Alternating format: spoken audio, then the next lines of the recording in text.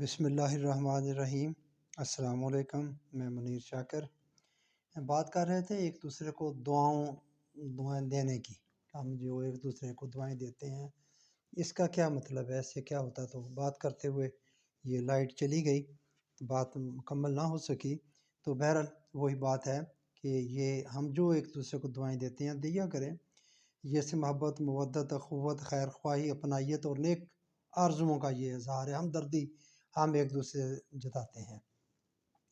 تو اس میں یہ آخر میں یہ نبی اکرم صلی اللہ علیہ وآلہ وسلم کے حوالے سے بھی ہے، سورۃ توبہ کی یہ 103 نمبر آیت تھی کہ یہ جب عطیات آپ صلی اللہ علیہ وسلم کے پاس لائیں تو انہیں قبول کرنے کے بعد صلی علیہم انہیں شاباش دیا کریں، ان کے اس عمل کے حوصلہ افزائی فرمایا کریں، ان کے عمل کی حوصلہ افزائی فرمانے کا یہی کہ ان کے لیے ان کو دعا دیا کریں، اس لیے کہ آپ صلی اللہ علیہ وآلہ وسلم کی دعا ان کے لیے بڑی موجب تسکین ہوتی ہے۔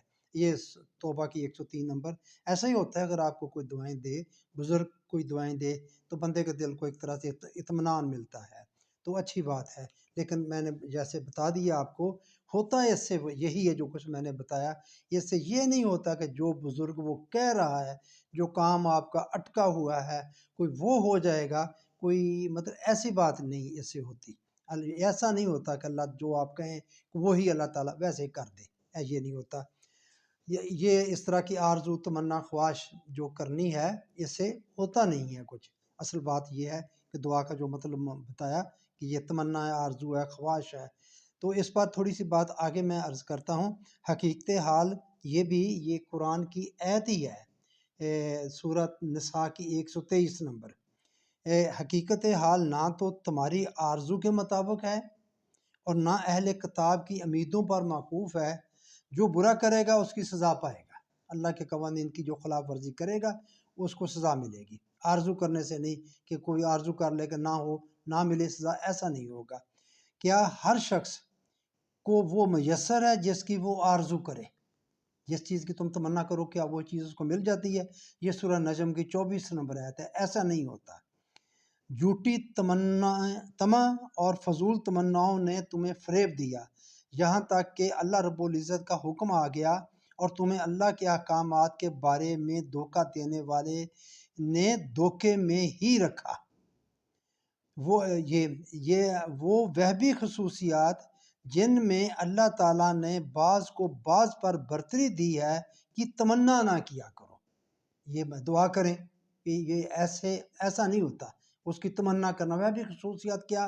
کوئی لمبے قد کا ہے، کوئی خوبصورت رنگت اس کی سفید ہے، کسی کی آنکھیں بڑی خوبصورت ہیں، ناک بڑی اچھی ہے، ہونٹ پتلے سے ہیں، مطلب یہ جو ہمارے ہاں خصوصیات پائی جاتی ہیں خوبصورتی کی، تو وہ اس کی یہ وہبی ہیں، اللہ کی طرف سے ہیں، ایسا بندہ بنا ہوا ہوتا ہے۔ تو اس کی کہا ہے کہ تمنا نہ کرو۔ تمنا کس چیز کی کرو؟ اس آیت میں، یہ نساء کی 32 نمبر آیت ہے، تو وہی جو اللہ کی اطاعت کرنی ہے، اللہ کے احکامات مانے، تو اس میں ان چیزوں کی کوئی ضرورت نہیں ہے۔ کسی کی آنکھیں خوبصورت ہیں یا ناک خوبصورت ہے، کان خوبصورت ہیں، رنگت اچھی ہے، داڑھی اچھی ہے، ٹوپی اچھی مطلب یہ چیزوں کی کوئی حیثیت نہیں ہے۔ جو حیثیت اصل ہے وہ ہے اللہ کی اطاعت کرنا، جو مقصد انہوں نے اللہ تعالیٰ نے ہمارے سامنے متعین کیا ہے اس کو حاصل کرنا، تو وہ اس کی تمنا کرنی۔ تمنا کرنے سے صرف کچھ نہیں ہوتا۔ یہ جو میں نے پہلے باتیں کی ہیں وہ آگے اس کے لوازمات ہیں، تقاضے ہیں، کام ہیں جو آپ نے کرنا ہے۔ یہ اقبال کے 2 شعر ہیں اس حوالے سے۔ تیری دعا سے قضا تو بدل نہیں سکتی، تیری دعا سے قضا تو بدل نہیں سکتی، مگر ہے اس سے یہ ممکن کہ تو بدل جائے۔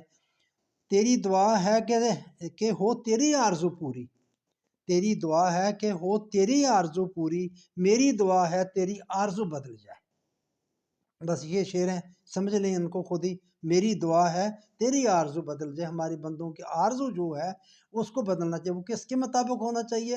اسی کے مطابق ہی کہ جیسی اللہ کی آرزو، جو اللہ چاہتا ہے، جو اللہ چاہتا ہے وہی اپنی چاہت بنائے۔ اللہ کیا چاہتا ہے قرآن بتاتا ہے ہمیں، اس نے ساری چاہت اپنی قرآن میں بتا دی ہے، تو اس کو سمجھیں، اللہ کی چاہت کا پتہ چل جائے گا۔ اللہ کی جو چاہت ہے اس کے مطابق اپنی زندگی گزاریں۔ بس سر دست میں نے یہی کہنا تھا۔ آپ کا شکریہ، التماس چینل کو سبسکرائب کریں، لائک کریں، شیئر کریں، کمنٹس کریں۔ والسلام۔